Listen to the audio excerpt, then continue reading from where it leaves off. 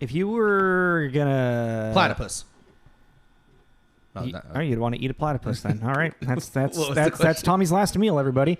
What would your last meal be if like you were on death row and like you were going to be executed? That is the most morbid cold open as of yet. I don't find it morbid. I just think it's interesting. Interesting. Interessante. I don't know. That's actually a really like hard question, right? Because not only are you're also it's like whilst picking your favorite kind of toppings on pizza, you're like struggling with your mortality at the same time. I think by that point you've kind of accepted that you're gonna die. If you think about it. I mean, you've been sitting maybe like 15, 20 years incarcerated on death row. God, this is terrible. Man, yeah. I really don't know. That's yeah. What was yours? I would just try to. Obviously, like I've done like a little bit of research on like what it like. There is a limitation to like what you can actually ask for. Like depending on like the prison you're at, there's like a budget that they can't go over. But I would try to just like fill that budget up as much as possible with just like. Have you ever looked up what the most expensive last meal was? I have actually, and I can't remember what it was. Interesting. Most of the time, it's just kind of like a steak dinner with a couple of drinks of whiskey and shit like that. Like someone like a lobster bisque. And I can't think of it now, but I'd probably want to do something that was very nostalgic to my youth. What would be nostalgic to my macaroni and cheese with ketchup in it? Yeah, or barbecue sauce mixed with my mac and cheese. I don't know, like can I get my mom's old casserole? Grilled. Why was that the voice? Like a grilled cheese, like tomato soup, like something really nostalgic. I think I would want to get, remember the good times. You always get to the good part. It's been stuck in my head. Yeah, I guess something nostalgic. Yeah, just to die on a happy note in your mind.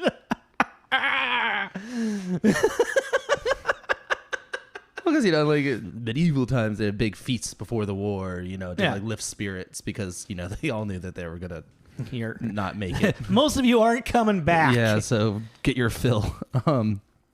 This is Tommy. This is Jacob. This is Tommy and Jacob's mixtape.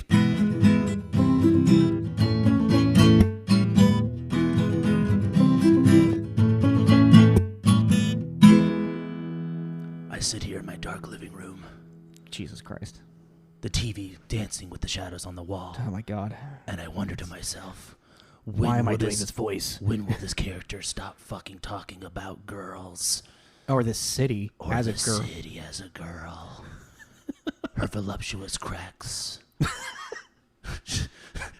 I lost it. Dude, that was good. That was good. I liked that because that's pretty much like this. Oh yeah, that drove me up a fucking wall. It was brutal. Hey everybody, welcome back to TJ's mixtape. Yeah. Continuing our digital backlot movie block. Yeah. For this, we're doing The Spirits. Released December 25th, 2008. It's a horrible Christmas movie. Yeah, I thought that was so weird. I was like, really? That's when you decided, like... There's a lot about this movie that were just poor choices after poor choices after poor choices. And if it sounds familiar, it is one of Frank Miller's, who's the director's, in the vein of, like, Sin City. He's only directed Sin Cities in this. Oh, yeah, you're right. Yeah. But I meant, like, in the vein of that style. That really... over stylized black, almost comic panel looking. Yeah. So if it kind of sounds familiar, it's in that vein. It's got why don't you do your synopsis real quick? And Undead detective narrates us through a few days as he attempts to foil mad scientist / crime lord / drug dealer. I just thought there was a lot that this villain super villain going on. He's a super villain. Yeah, he's the most like classic stereotypical 1940s super villain. Yeah, everything bad he's got his hands in, and he's searching for immortality. Yeah. Like fuck. Its ratings throughout everything is on IMDb. It's got a 4.7. Rotten Tomatoes. It's got a 14% tomato meter. Jeez. And a 25% audience score. Well, it's funny too on HBO. This is on if you want to watch it, it's on HBO Max. If you have that, but on HBO it shows a little icon of the tomato ratings? meter. Oh, I didn't know that. Yeah, and it says 14. I was like, oh no. Oh no, Oh no. and even it was also a box office bomb. It was a big flop. It had a budget of like 60 million and 39 million, something. So yeah. it was like 117 domestically and 131 worldwide. So like they didn't do it. Also, like why are you releasing this on Christmas? Yeah, I don't. It's like to save it for like March. Yeah, or even March. Do the whole summertime blockbuster thing. Yeah. Well, it's like weird. I just saw it too. I forgot I wrote that down. Number 4 out of this year was Hancock. I forgot about that movie. I love that movie. Do you really? Yeah. I hate that movie. I've been wanting to do that movie with another movie. Oh yeah. Maybe that's why it stuck out to me. How many movies did you have for 2008? 81. Yeah, I had 41. You had 41. Yeah, that's one of those years I was looking at it. It's like a bunch of movies are like I know I should have watched this movie. Like I've never seen Indiana Jones and the Crystal Skull. I think that one gets a lot of hate, undeserved. I mean, I've never seen it, so I can't really talk about it. I remember I can't remember who I was talking to about that movie specifically, and they were talking about how stupid, because it's about the Crystal Skulls, which is all alien based mythology and mythos or whatever. But someone was like, "Yeah, I just think it's really unrealistic about the Crystal Skulls," and I was like, "The first one is about a case with the power of God." The second one is about stones that control weather. And the third one is about a cup that grants immortality. Aliens is where you draw the line in your like disbelief. Like, eat the carrot, dude. Who cares? Like, what are you talking about? It's like, have you watched Indiana Jones movie? Yeah, I'm like, what are you talking about? Aliens, that's too far. Like, shut up. Yeah. Well, let's get back onto the spirit. Yeah, sorry. We gotta have a couple. Yeah. I guess let's just get into writer, director, and all that stuff. Because this was written and directed by Frank Miller, like we already said. Also, like if you like, other than Sin City, he's a very famous comic book writer, and most famous for like his works on Batman. I want to say. I think that's like his most famous works. Yes. Yeah, I mean, he also got started off as a Daredevil writer. Yeah, and created a lot of characters. He did do the he created Elektra. Yeah, so like that's kind of his start. What was it? Is it The Man Without Fear? Was that, or did he do wow, what am I forgetting? I can't remember. It's got like, it's based like with a Catholic thing name in it. I want to say Oh, and by the way, if you hear a little ice rumbling, I'm icing an appendage right now, so ignore that. Tommy hurt himself. Yeah, so this was actually the first script that Frank Miller wrote on his own accord, inspired by something that he had never written before. Mm-hmm. So, because The Spirit was created by Will Eisner, who is actually... he never was like popular in like DC or Marvel and all that stuff, but he is regarded as like a forefather of comics, because like he pretty much like coined and created like the first actual like technical graphic novel. Well, yeah, so The Spirit is its own little pulp comic created in the 1940s and then continued on to until 1952, and then sporadically would kind of pop up again throughout the decades. Yeah, and Will Eisner, what is it right here? The graphic novel I was trying to remember the name is A Contract with God, that came out in the 1970s. It was like 1971 is like the first actual graphic novel. Yeah, and he's the one that wrote this. So Will Eisner. And then also he's wrote like a lot of like comics. He was drafted into World War II, and then you read a lot about this guy. I was really interested in him. And as soon as I saw, I was like, oh, forefather of comics, that because he was a comic strip writer. He wasn't a comic book writer. Yeah. So it was just like, oh, this is another form of comics that is interesting to get into. Because a lot of pulp comics really kind of like lived in more like comic strips and outside of their own like, adventures as well. Like, so, but he would also do like, he wrote like the like instruction manuals, like in comics for like stuff, or like in Vietnam, he like drew like how to clean your gun to like, so because people weren't taking care of their guns and they were like jamming. So it was like, here's a graphic pamphlet that show you how to do that. He illustrated and wrote. So that's cool. Yeah. Interesting. It's not cool. I mean, it's an interesting way of going about it. Yeah, and also like he grew up as a Jewish man in America and was very oppressed with that. People made fun of him, bullied, and all that stuff. So like even like in the Spirit and a lot of his other comics, he tried his best to kind of like put a little bit of like a message of like of what it feels like to be that kind of person in his stories. So yeah. Will Eisner, he passed away actually 2005, right before this movie came out. Oh, interesting. Which actually, the reason why, how Frank Miller, the history of this movie, like there was like a TV movie made to this in like the 1970s. Yeah, I saw that. I saw. Like 1978, I want to say something like that. Yeah. And there was constantly like always like the rights to the Spirit was passed around through like producers and companies, production companies, through like the 60s, 70s, 80s, 90s. And then finally it got to the producer that did it with Frank Miller.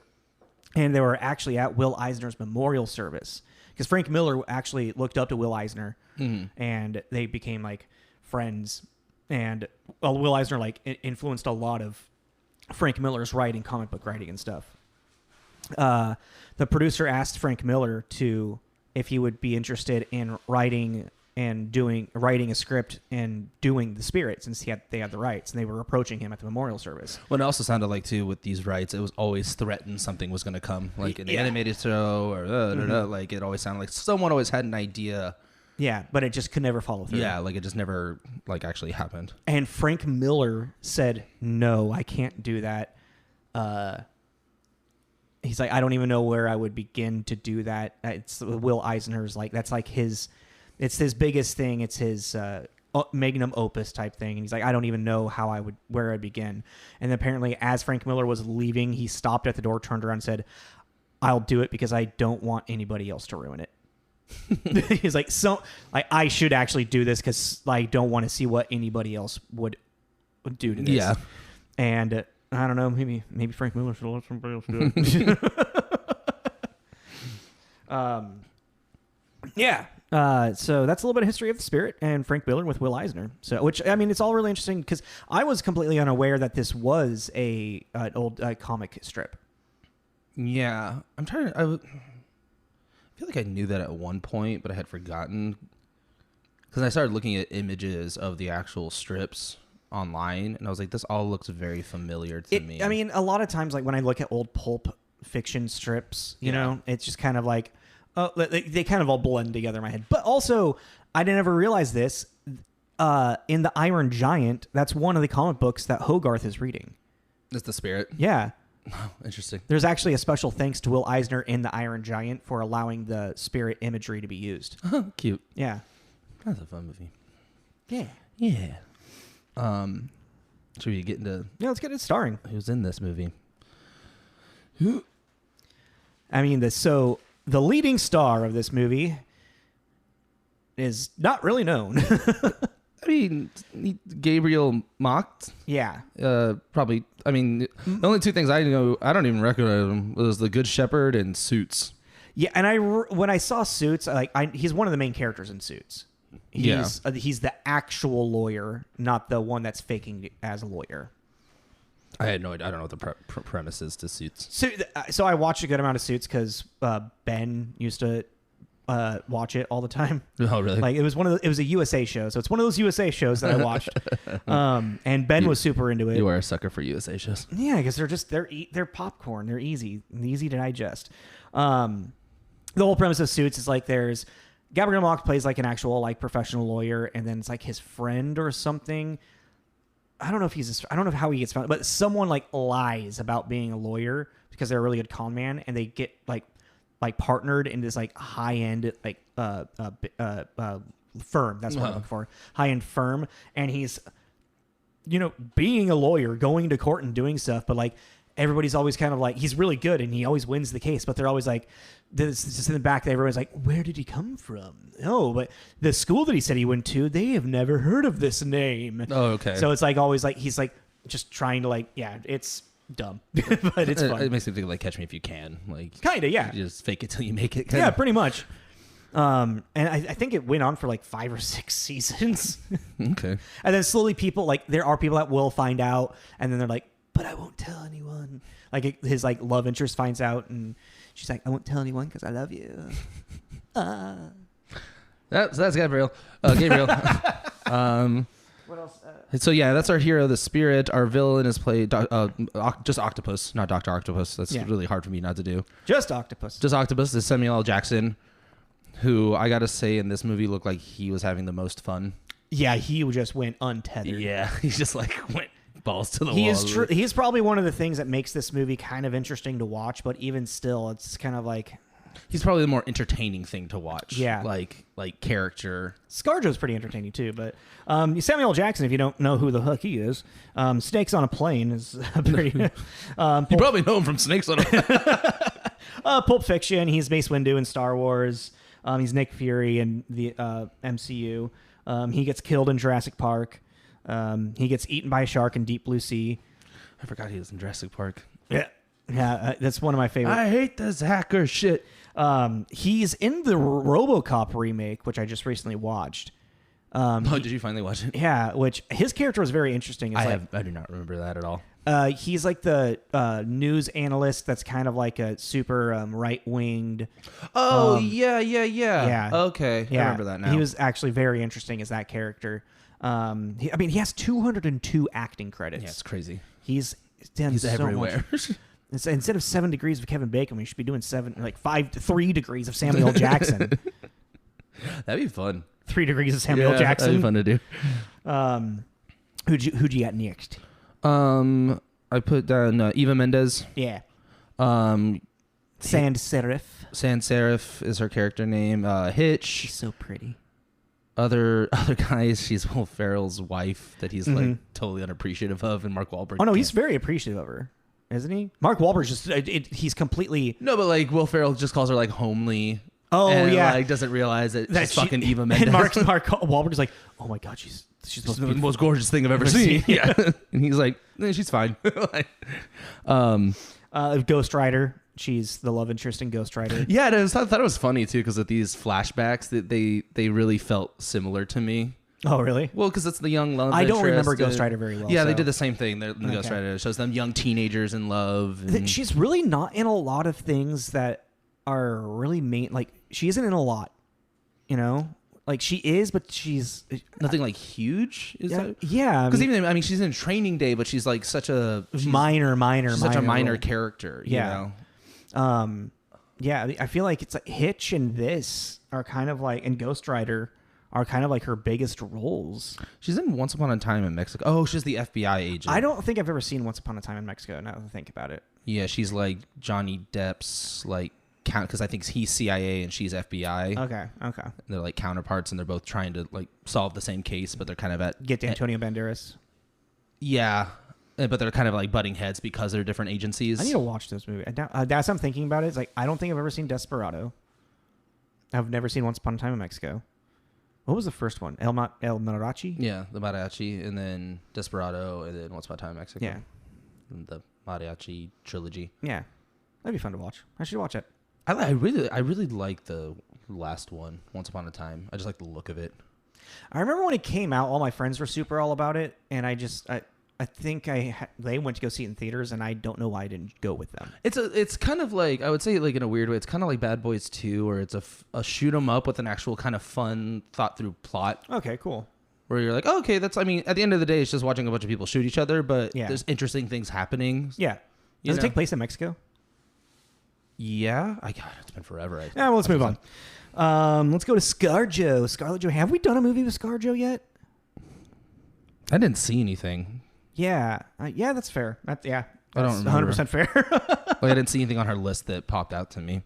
I think like most. I don't think we've done anyone. Probably not. I think this is all new for We've us. talked about Frank Miller before with stuff. Yeah, but like also Avengers.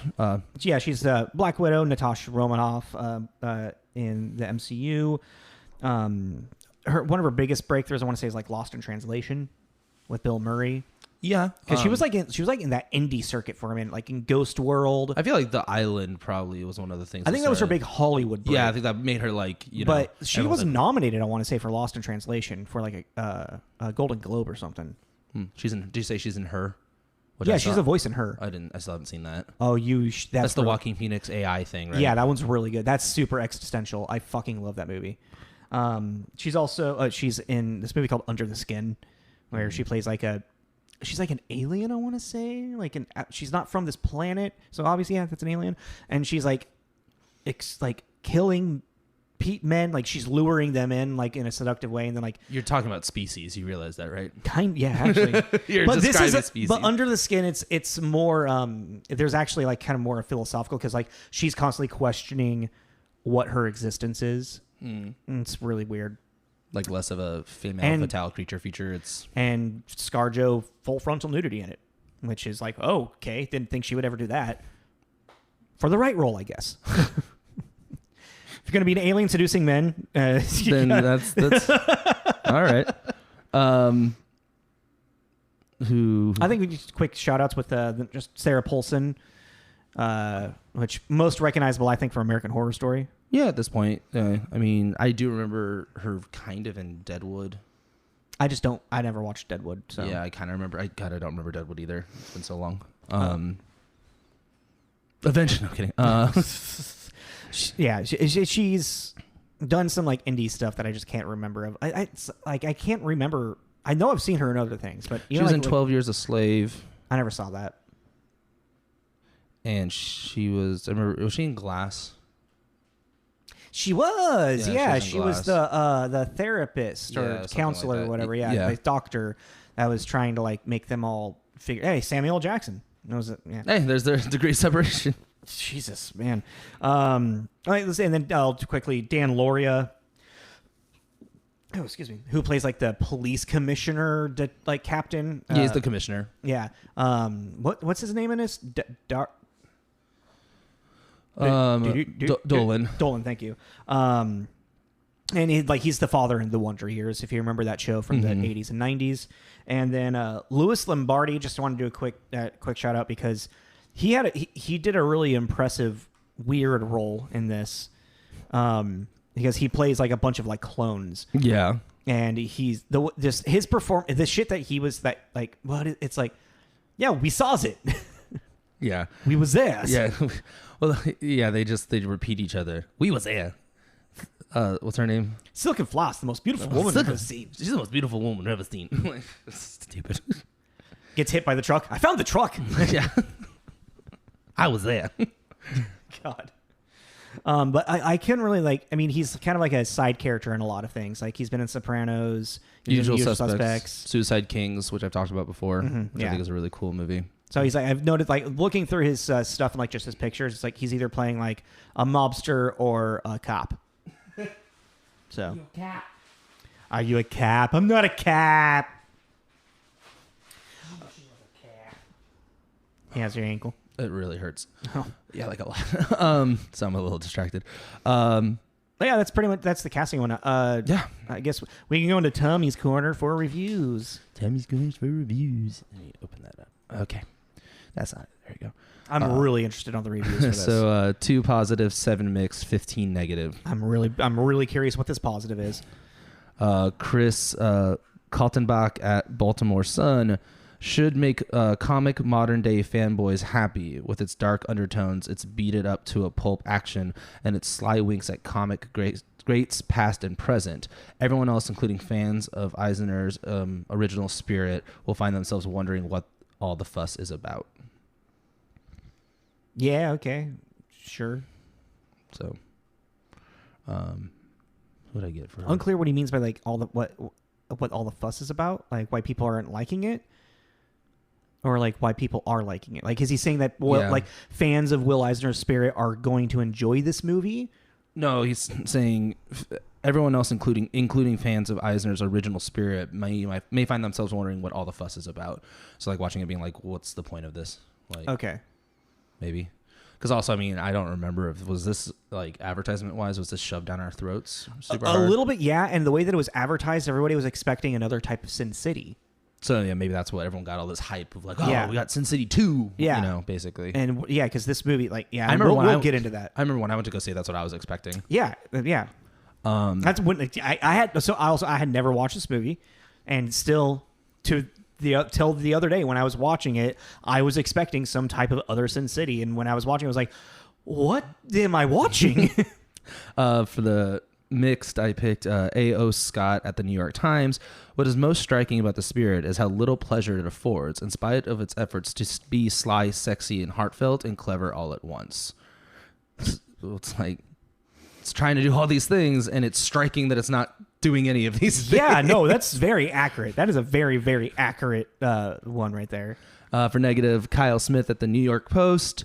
With all its starkly contrasted visuals, fierce blacks, Clorox whites, and a dash of unholy crimson, The Spirit may resemble a comic book more than any live-action film yet made, but it makes Max Payne look like a gleaming jewel of storytelling by comparison. Whoa.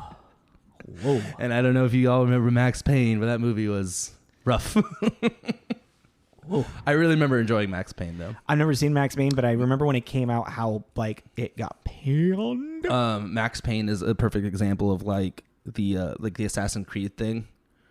Oh, like the movie, like take it out and just watch it as like this. But you can't because it's part of it. Yeah, now. I know, but it's like I remember Max Payne because like Max Payne goes like all into like he sees like angels and it almost like has like a Constantine feel to it. That's weird from what I remember. So I remember being like a fan. The games are super psychological, so I can see them going down that rabbit hole. But like they didn't really make it clear that it was like a psychological. Like it felt like is it psychological or is it supernatural? Yeah. Which I don't remember. It's supposed to be psychological, not supernatural. Yeah. Like I remember the first Max Payne really enjoying that game, and I think I played the second one. And then I went and saw the movie, and I was like, huh. What is it? What is this? Yeah. Okay, so I see those reviews. Even that positive review was kind of like, meh. I mean, some of these bad ones are like probably. I read Nathan Rabin. Roger Ebert said some nasty shit. He did. Nathan Rabin at AV Club. The Spirit feels like the follow-up to Batman and Robin no one wanted. Damn. Was it just you, or did half the music feel like it was coming out of like Tim Burton's Batman? The entire intro felt like that. Yeah. I was watching very, very closely to see if did Danny Elfman do this music? But it was someone with David Newman. David Newman. I was like, oh. I was like, it is it. No, it's not Danny. It's David Newman. Okay. Yeah. I was like, man, you took a lot of inspiration from that. It's like, is this copy? Do we need to get a copyright lawsuit in here? Yo, it's weird. The intro really did feel like a Batman, intro. Yeah. Which, I mean, that's fine because, like, Frank Miller's drawing from... it's Frank Miller, so he's drawing from his Batman influences. Trying to see if, did you look up... What David Newman has done? Yeah. I did. A lot. He's done a lot, yeah. Nothing remotely close to this that I really saw. Mm-hmm. I got it was, most popular ones. Yeah. But they also there is he does a really cool job with the jazz. Like each character has their own kind of little soundtrack. Oh, I didn't notice that. Sorry. Yeah. Keep having to shift. Yeah, I didn't notice that. I read that and then I watched this kind of twice. I watched it on the bus, and then when I got home, when I was kind of filling out the rest of my notes, I watched it again. And while I was reading that, I went to scenes. I was like, oh yeah, okay. Well, to clear it up, I think you got our vibes. Did you like this movie? No, no, not at all. I was like, man, it was hard for me to sit. I'm sitting on a bus traveling, watching this movie, and I'm like, I have better things to do. I could be sleeping right now instead. The biggest problem with this movie, this is what I wrote down.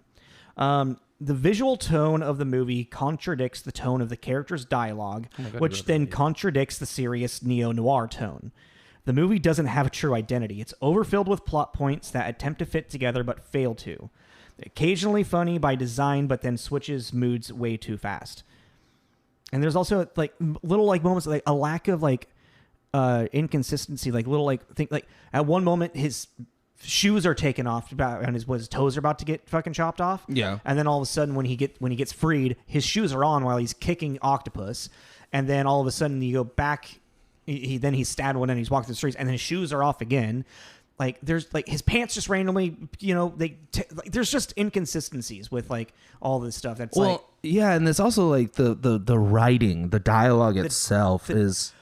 It's so if the writing, I feel like since we were expecting a Sin City, and this dark tone of everything around it, it didn't fit. Like, I feel like what they were trying to do is, well, and I was reading that the Spirit comics, they never really had like every panel, or not every panel, but every week, it would kind of have a different tone.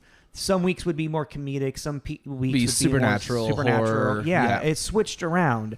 So, I mean, that's fair. Like, Frank Miller was attempting to kind of like capture that this isn't like one type of thing, Yeah. But by doing that, he ended up having just a mess of stuff. Well, it's like also something that I kept noticing about the dialogue, and I think it was just an attempt to make it really pulpy. They repeated themselves constantly. Every other freaking line. Well, it's like what'd you say to me? I said you're a bastard. Say it again. You're a bastard. I'm not on drugs. Yeah, and then I'm gonna throw a fit. And it's just like, it was this unbelievably, it just was like, it was like, look, we're campy. Here's a great example is Spirit says, Octopus did this to me, and I need to figure out why. How do you know that he did this to you? Because he told me. Yeah. Because he might as well have been, because Octopus told me that, Yeah. Yeah, I don't, it was one of those things, once I noticed it, I could not unnotice it. And every time they did it, it was just you could hear my eye roll, like, oh my God. Yeah. Like, it was funny for the clones, because that was their gimmick. Yeah. And also, that was really strange. Like, Not funny. Pathos, Ethos, Lagos, Havos, Rancheros. Dumbos. Also, Derpy Dose. Their costume was so out of place. Oh, that was another thing. They just looked like random stagehands in a fucking they looked like bouncers at a concert. Yeah. Yeah, I was like, this is so weird. Also, when I was before I figured out who he was, I thought that actor was the guy that played Butch in Gotham. Oh, I could see that. Yeah, I could see that. Something else that I was like kind of bitching about. So like, for those that haven't seen this, it has that like Batman Sin City feel where it's all the architecture and everything is this old school 40s to 50s kind of, fedoras, peacoats, the red tie. Yeah, like everything about it screams this thing, but it's also like, okay, so this is a kind of like a place at a time where the clothes and everything stayed the same, but technology still kind of advanced, so they still have like a cell phones and stuff. But it didn't. These every now, like at one point she pulls out like a sidekick, and it's like, look at this video we got of him, and you're like, wait a minute, like that is jarringly out of place for this world that you're trying to create. A cell phone, fine, I can believe that they have cell phones, but what she pulled out, I'm like, was this the actress's actual phone that they just went, probably use your phone, pull it out. I had that phone actually. You know what I mean? I was just like, and there was multiple moments like where you're like, just these jarring pieces were just like, because even his like science lab had this Van Helsing Frankenstein kind of feel to it. Yeah. And then it was just like, wait. And then there was also Samuel Jackson's like costumes constantly changing, which was really weird. I mean, like, and I'm fine with the villain's costumes changing a lot, but then there was these like set pieces where like the first one he's like in a kimono. Mm-hmm. And then also, if you ever want to see Samuel Jackson dressed up like a Nazi, guess what he does in this movie? Dude, when that swastika hit the curtain, I was like, what is happening? Yeah, I was like... Even ScarJo's in a fucking Yeah, Nazi. they're dressed up as SS member. Yeah. I was like, holy shit. Also, I got to give you like major props to Scarlett Johansson for that scene with the phone call, because of like just clearly how she like walks in, dead straightforward, no emotion. And then Octopus is like, what was I talking about? Death. And then just like quick turn and marches right off. I was like, that was fucking funny and good. That was really good. It was just so bizarre. Because also it didn't, the only thing that maybe you can make it kind of connect is he's talking about death and he's dressed up like a Nazi. I think like there's probably now like Frank Miller possibly looks back and is like, maybe that wasn't probably the best idea. But it's just like, you're like, what? Also with this like belly dancing woman from Paris, like what is happening? Yeah. What is happening in this scene right now? Yeah.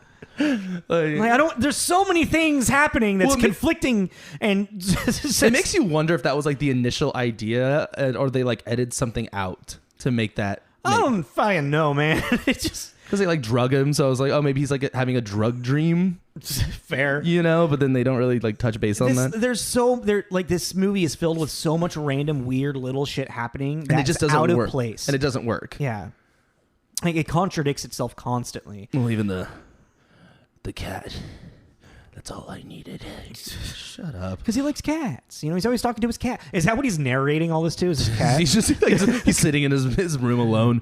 This is my city. This is my city. She is a beautiful, voluptuous woman. There was some, like, literally while he was narrating, I was sitting there in the back of my head, I was like, and I am Batman. I am Batman. Yeah, for those that haven't seen it. And that's another thing kind of going into the dialogue is that he's constantly doing this narration monologue thing, and that's very pulp comic and very detective noir, which like the concept fits for what this film is. Yeah. But it is so distracting and so breathy, just like so annoying. But it's like crazy that I'm a big Sin City fan. Like I think that is like it's great. It's super messed up. It's so dark, and that's part of its like charm to it.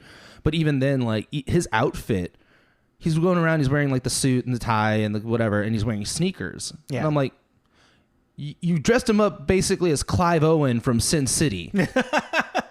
Why are they wearing the same, at least the bottom half? Yeah. Like, and even because and then they kept showing off, and that was like the thing with Clive Owen, his sneakers popped. That was the thing on him that really showed. Yeah. And they kept doing that with his sneakers, the spirits. And I'm like, do something else, Frank. And it's just, there's these moments where there is this little bit of DNA of Sin City that is just like, again, jarring. You're like, this is Sin City, this second right here. And then it goes on this other completely different path. And it's like, I think that's also like just like the extreme influence of like the comic book panel, coming through. And like, there is like, apparently he did take like some actual like panels from this comics and like recreated them on screen for like to give homage to this, like the old comics and whatnot. But it just, I don't know, this movie just also, there's the love interest with Sans Serif, and then with Ellen, and then the weird thing with the girl from Paris, and then the siren girl that's always calling for him to be Death. She's an actual character in the old comics, and she's not Death. She's a siren. And that's Jamie King, right? Yeah, Jamie King. Yeah. Was it Lorelei or Lorelei, something like that? Yeah. Oh god, there's a moment too with her when he like dies the second time. I swear to God, my partner thought I was watching porn. It seems like it. Because if you're just listening to it, like just the like audio, it sounds like porn. Yeah. And then and then after that, she was never seen again. No. It's like a lot of the women in this movie, their arc is really reliant on the spirit and how he treats them. Well, and that's like the thing, and it's so overkill with the dames as they like with the you keep chasing skirts. It's like such a prevalent thing, and it just gets annoying at a certain point. It's like, we get it, he's a horn dog. Like, can we? And then also it's like weird too that no, Ellen, you're the only one. Yeah, and then Ellen's like kind of okay with, like, he makes out with San and then immediately goes up to her and is like, no, you're the only woman for me. And she's like, bastard. And then she has this like little smirk of like, oh, you dog. And you're like, what? Like, what are you talking about? That was like, not only was that just like, that was Frank Miller, man. It's like, Spirit, that was just rude. What you just did was rude. It was so weird. Oh no, she was just an old flame. I only have eyesights for you. It's like, you could have made the old flame like reconcile and still be like, there's a part of, like, I loved you, there's still a part of me. They don't need to swap spit like in front of the current girl. The fuck out. Yeah, like, to his ex-fiance. And do they ever really like touch the base on the fact that she still doesn't realize that this is Denny? Oh, sorry, the spirit's real name is Denny. Oh yeah, and so he was married to Ellen. Yeah, he was his fiance. Yeah. So Denny dies, and he gets this experiment put on him, and he comes back to life by octopus. So he's like the crow. Yeah, kind of. Well, he's not super strong, but he's like really he's got some super he's super strength, super kind athleticism. Of. Yeah, he's agile. And you can like shoot him 6 times and he won't die. He's kind of immortal. Kind of, which even then is which kind is why of Lorelai is coming after him all the time. But then he wears this little tiny Robin mask, and his fiance has no idea that the spirit is Denny. Yeah, it's like that whole. The only like one of the greatest lines but like one of the best lines in the Green Lantern movie. It's like, I know your jawline. She's like, I've seen how? you naked. Yeah. How? He's like, I don't know who you're talking about. She's like, I've seen you naked. You don't think I'm not gonna be able to recognize you because I can't see your cheekbones? Yeah. And he's like, sorry. And that was like, that was like the best moment of this movie. But I hate that stupid little. It's the whole Superman Clark Kent like take off the glasses and it's like, oh my God, he's Superman. He takes them off when he transforms. That doesn't make any sense. He wouldn't be able to see. 10 points to Gryffindor if you can guess that movie. But yeah, and I guess what I was gonna say too, like going in from Sky Captain to this, it's like Sky, and that's kind of goes into wrap it up. Yeah, let's put them together. The kind of this Sin City 300 kind of thing is that. Like, I know that both Sin City and 300 have these problematic, like, themes, and kind of Frank Miller, a lot of his stuff has problematic Frank stuff. Miller is kind of, like, he just, it's super, it's almost, like, very machismo. Yeah, and it's super machismo. And it doesn't paint women in a very strong, powerful light a lot of times. Yeah, but I mean, what I was going to say, though, is, like, visually, those movies were very captivating and very cool. As is this.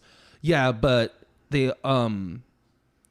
even with the problematic things, like Sin City has a point, to it, and it has multiple points to it actually because you're following multiple characters. But it's like with Sky Captain, going back to that, it's like that movie was so interesting because of when it came out and what it was doing. We were talking about that a lot, but then now at this point in 2008, you had these other movies. 4 years later, you've had these other movies that have. Done these really... Was 300 before this? Or I thought 300 came out after this. I don't know, actually.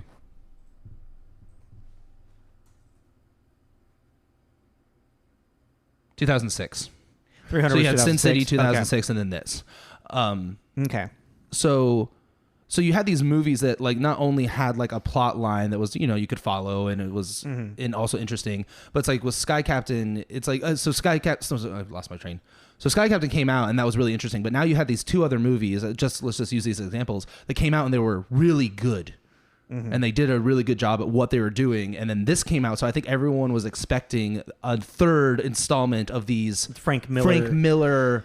And over the top. And I think to talk about that and bring that up is interesting because I think the reason why Sin City and 300 were as successful was because those were Frank Miller's mind baby. Like those were his creations as graphic novels. That he was bringing to life. As graphic novels that he was bringing to life, as opposed to taking Will Eisner's work of the spirit and putting it in his vision. And he even said like, well, if I'm going to do this, I'm going to make it darker and like it's going to be a darker themed idea than what the original spirit kind of was, which he kind of did. He did in just a visual tone as opposed to an actual like dialogue tone or like story tone. Like the fight scenes in this are.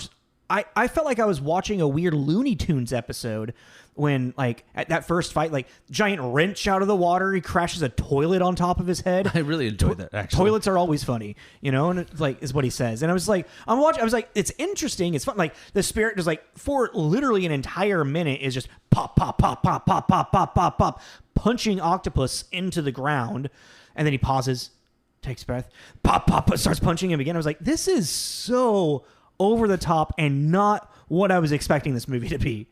Well, yeah, and it's like, there's a part of me that wonders that if you and I are missing something in a certain way because of the fact that we're not super versed in the spirit. Like Octopus, is Octopus an actual villain in the spirit? Octopus is an actual villain in the spirit, but he's actually never he's a master of disguise. So he's always like, you never actually see what his actual face looks like. So that explains the costume. The costume change for that. He's supposed to be only recognizable by his iconic purple gloves. Okay. But then also because then the octopus is always saying like how much he hates eggs, and I'm which like, I don't know how accurate that is to the comic. but I'm wondering if that's like a weird little Easter egg for the fans. Like, but even then, to someone like, let's say that is it super pandering because he says it a lot in the movie, and you're kind of like to the point where like the third or fourth time we're like, we get it. Those big, brown, ugly-ass eggs. So you're like, okay. You know I hate my eggs. Yeah. I don't like egg on my face. You're like, we get it. That's egg on my face. Said it again twice. Said it twice within 5 seconds of each other. That was honestly one of the things I had the biggest problem with. I just could not stand that. The repeat. Like, we got it. And again, I felt like it was an attempt to be pulpy, and it just came out pulpy. She is a mystery. She is... and she protects me in the crevices of the night. It's like, what? Why are... This is so weird. Yeah, like just the sexualization of the city. Yeah. Her soft thighs bring me in. Tell me I'm okay. In the dark crevices where I find my comfort. In her warm bosom I rest. You're like, oh my God. Stop. I am nothing but her spirits. You're like, shut up, dude. It was so like the over sexualization, like, fuck. And that was just a thing too. It was like just like we already said, like the girl thing. These women that and there's other women constantly swooning over him, and then it's like not only do we have that going on, but then you're taking this city and you're also turning her into a skirt that you're gonna chase. You're like, oh God damn it! And it's like the spirit. Literally every woman he runs into is an immediate sexual tension like thing. It's basically a superpower of his. Yeah. He has like crazy hormones. Zombie pro hormones. He's like poison ivy, like he can just make these women fall all over him. And it's just like so weird. Yeah. It's fucking, it's like, it's a lot. It's like compared to like Sky Captain, because I was a little more like kind to that. The visuals aren't enough to pull you. It's not. It's really not, because I really think like what's happening as the storyline is so contradicting. Like, I feel like Sky Captain, everything kind of like fit together. Like, it may have been like kind of poor dialogue and like a little like over the top with that and just like very thin storyline, but at least like the world of like the imagery and the dialogue kind of fit each other. It was conducive to this, like you living in this world. Yeah. But then it's like with this too, you like not only is the dialogue really weird, but even like those moments I was talking about where these certain things just pop out and they're so out of place in this world. You're like jarringly, the Matrix plug is pulled out. Yeah. It's just the weird repeat, like the dialogue. It's I feel like if the coloration and like the visual tone of this movie was just maybe a little bit brighter, not so much like Sin City, it would have fit better. Like, just bring out a more vibrant blue, Make it, which is what the comics originally looked like. It's like more of like they were using the blue to kind of represent black, but like if it leaned into that more, like have it more. Yeah, I think it would have read better. Because like, if you take out the visual aspect of this movie and you just kind of like listen to the dialogue and you see the storyline, it's still not very good. There's still a lot of like little weird things that are happening that you're like, I don't see how this all connects together. Like the whole Lorelei thing literally should have just been ripped out of that script. That did not need to be in there. The woman from Paris, the belly dancer, that should have just been removed and had there be some other type of like torture thing happening there. Like they're just, but that's so interesting. Yeah, and it's like this is Frank Miller just forcing women into the script as a sexual thing. Yeah, like because it's even you could have like an easy fix for how he gets out of the torture thing is that like you have Scarlett Johansson free him to make her seem like an ally, but in fact she's just like, no, he'll lead us to the vial that we're looking for. Something like that, yeah. Easy. And then you could be like, oh, look, she's actually a good guy. And then, oh, no, wait, no, she's not. Or it could have been a mistake by one of the fucking dummies that accidentally released it. Oh, yeah, there you go. Easy, Yeah. Like have the octopus say something and then he takes it as release him. Or he says it sarcastically. He's like, and then you cut yes, boss, I sees what she sees. And he's holding the rope like, yeah. I did it. I did good, yeah? I did. I did what you asked. Yeah. I did what you asked, like. Oh, when she tells him to do seppuku and like he stabs himself and he's like, oh, that's smart. Oh, that's that's some smarts. Oh, am I doing it right? Because it's real smarts or whatever. It's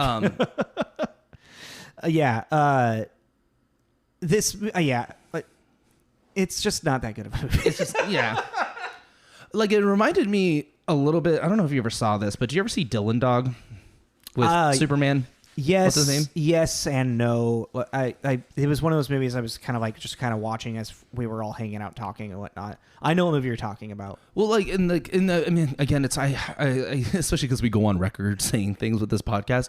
But I remember watching Dylan Dog, and I remember enjoying it because yes, it was also super campy and not a good movie, but it did it well. It knew what its campy was. Yeah, like and it was did leaning into that. Yeah, like it did it well, Yeah. and there's a lot of similarities in this, even just with the look, of the Spirit and Dylan Dog, and I think Dylan Dog is a good example of like the Phantom and stuff of how to do campy well because it's very aware of what it's doing, but it's like trying to take this campy and then put this Sin City grittiness to it. It's like you tried to make a pie and it didn't work. Exactly. There was too many ingredients put into this thing, and like one was for a shepherd's pie and one was for English truffle. That's what she makes in Friends, right? Yeah. It's so funny. I was thinking that as you were talking. Really? Yeah, That's awesome. I was like, oh yeah. Yeah. I don't know. Do you feel like? Do you want to just? I feel like we can just wrap up on this. Yeah. I don't really have much else to say. I'm trying to think. Let me go into my memory bank. I don't know what that was. Well, like just something like going into your Looney Tunes thing. So at one point, Frank Miller is in this, and he's a cop. Yeah, he's a cat, and he gets murdered by the octopus. And when they're fighting with the toilet and whatever, he starts beating him with Frank Miller's head. Yeah. I was just like, I really enjoyed that, even though it was again really out of place because it was just so over the top. I think it's enjoyable to a degree, but it just didn't. I was when it happened, I was like, what am I watching? Well, I also really enjoy just in general watching two immortals fight. Yeah. Like in even like the whole thing, like when Silk and Floss shows up and with Scarlett Johansson, she's like, "Oh well, the spirit's here. They're going to be up at it all night." He likes to get distracted by the spirit. Arch nemesis. Yeah. Well, it's like it's like Death Becomes Silk Her. and Floss, most beautiful woman I've ever seen. Like Death Becomes Her when they're just beating each other, blows the hole into her gut. I have a hole in my stomach. Like I just like the immortal fighting thing, and I like even like subtly too, like when Louis attacks Lestat for the first time, and he's just cracking up. Like, what are you gonna do? Yeah, like we'll be at this for a century. Like, let it go. But yeah, I mean, you just rate it. Yeah, I mean, I give this a Gremlin. Honestly, yeah, this is a Gremlin. Yeah, it's not. It's almost a Stripe. Almost a Stripe. Yeah, that's really very hard. Is this a wet Gremlin? Are we getting our first wet Gremlin?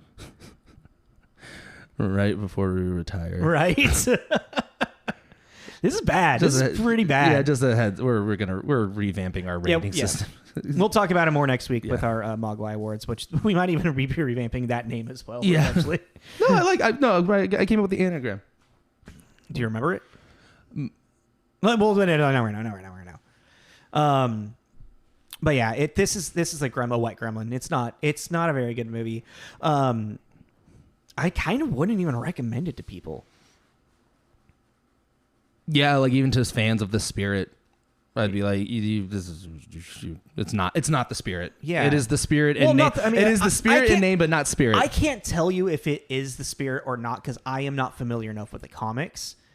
So it might, in a way, be kind of like the Spirit, but I think just the biggest thing is like there's too much messy storylines going on.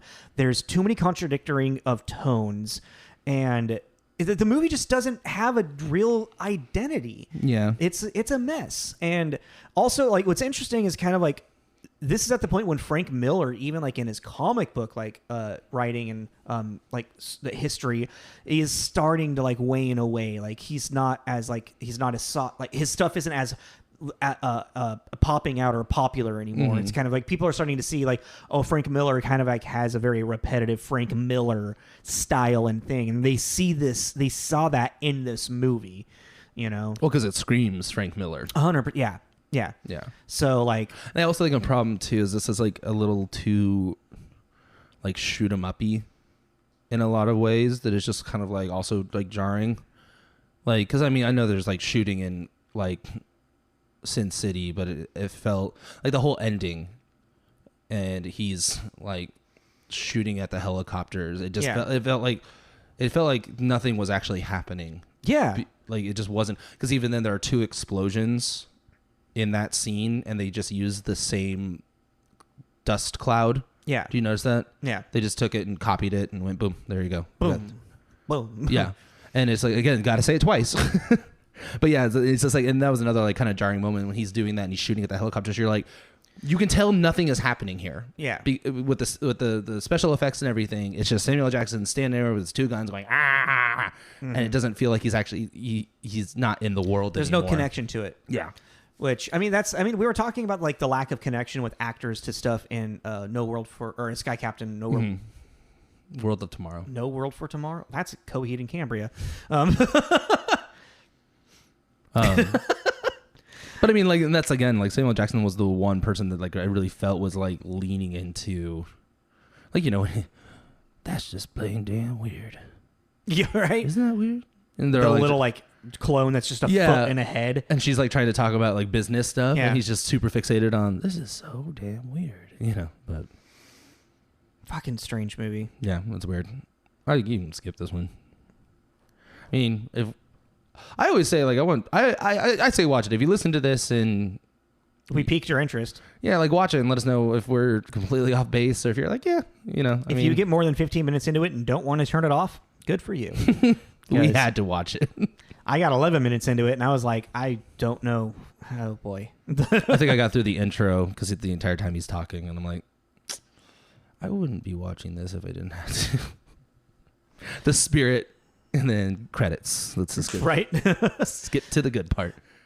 The city is a dame, and I am the spirit. Well, actually, Hey, like, goodbye. last thing, and then we can, since we already like, but even then, at the very end, the credits, it's a bunch of like panels, but they're all like Frank Miller-y art panels, talking about his like, you know, speaking of his style. Well, and, yeah, I mean, apparently there was a lot of like marketing of like Frank Miller's like panels, like storyboard art was supposed to be released and whatnot, and I think the movie bombed, and they were like, never mind, we're not gonna. let's shelf that idea. But yeah, On Christmas Day, let's go see The Spirit. Yeah. Oh, what a bummer for a bunch of people who were like, oh yeah, this is gonna be fun on Christmas. You've ruined it so many Christmases for people, Frank Miller. How dare you? all right, everybody. We'll let you go. Yeah, join us next week. We're going to be doing our end of the year Mogwai Awards. Yeah, we're going to kind of recap what we've done this year. Pick our favorite, our least favorite, and then what we believe is objectively the best film, worst film, and then like our personal favorite episode that we recorded. Yeah, and yeah, we'll divvy that out, and that'll be that, and then we'll get into season 3. We have a filler episode before season 3, but yeah. Yeah, but yeah. We're heading into season 3. Yeah. Imagine that. We're at episode 102 right now. Yes, this is episode 102. Cool, man. Cool. Well, thanks for listening. Thanks for listening. Yeah. This is Tommy. This is Jacob. This is Tommy and Jacob's mixtape. And the dame of the city, the spirit. In her bosoms. Her bosom.